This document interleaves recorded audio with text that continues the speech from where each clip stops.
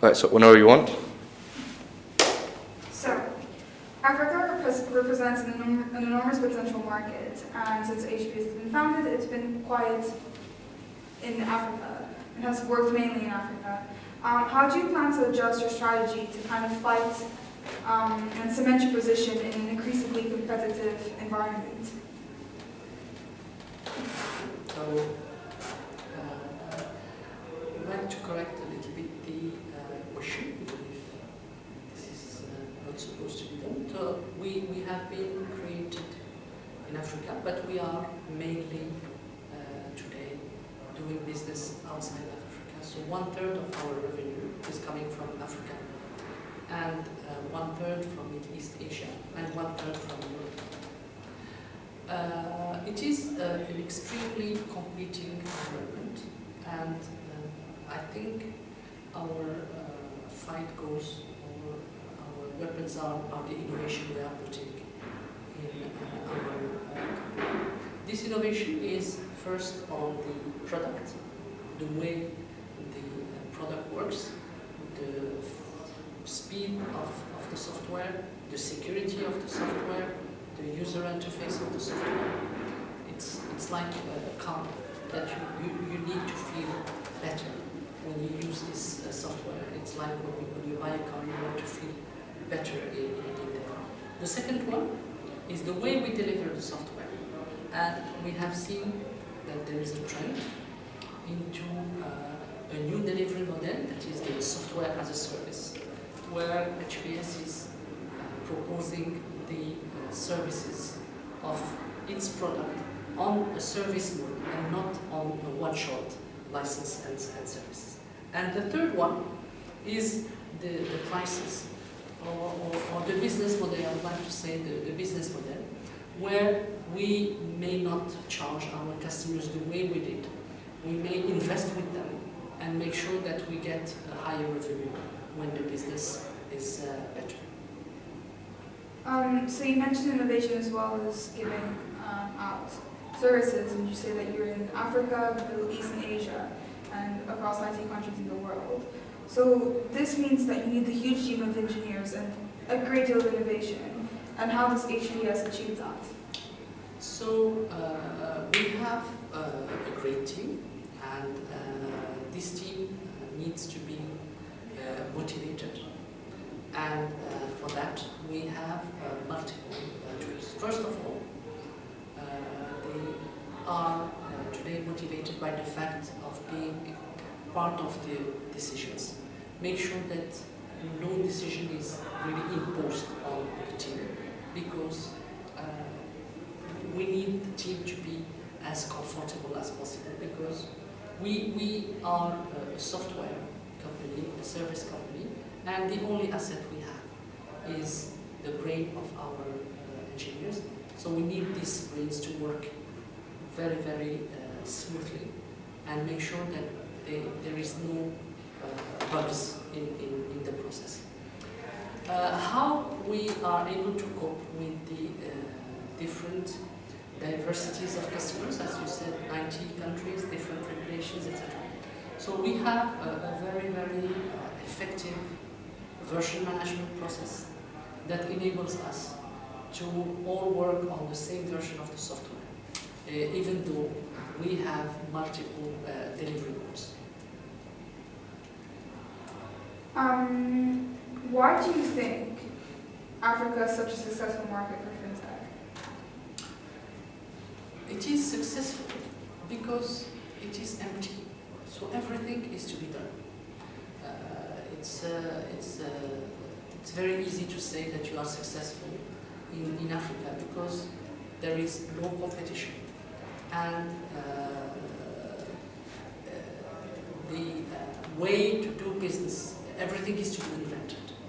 So we are very lucky to have the confidence of the people, to have the confidence of the banks, to have the confidence of the fintechs, because we are there for the past 25 years now, and the market is really huge, and you just take your part. Okay. So just kind of moving away from kind of this area, What do you think causes the skepticism around new banks and new technologies in finance? I think the banks may not have addressed the fintech move properly, and may not have proposed to customers something that the customers were expecting, which means that customers would like to have seamless onboarding, less paper to use, to have a 24/7 service. So all these things that fintechs are able to offer. All these technology chatbots and all this multilingual thing that usually traditional banks may not offer. So this is on the interaction part, on the comfort that the second part is that it's very difficult to build a strong relationship, and it's very easy to drop it or to destroy it.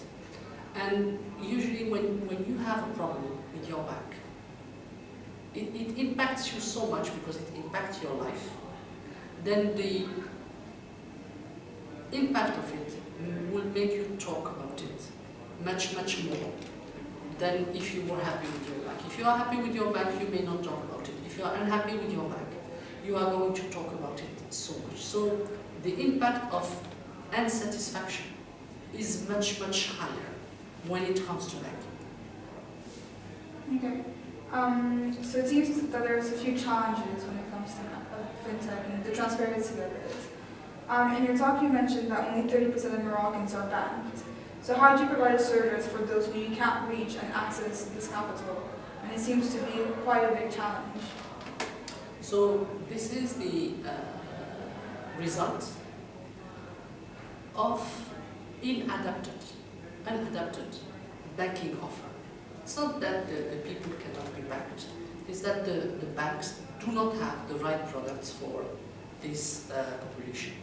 So what central bank has done in Morocco to overcome this issue, because when you are unbanked, you are excluded from the financial sector, but it is even a social exclusion, because when you are not in the banking system or in the financial system, then your benefit may not be received on time, then your health care is not properly managed, etc., etc. So the central bank has issued a new status for some financial operators that has been called in French Abdeslam Alaoui, to say that these are companies that are like banks, but they are not banks.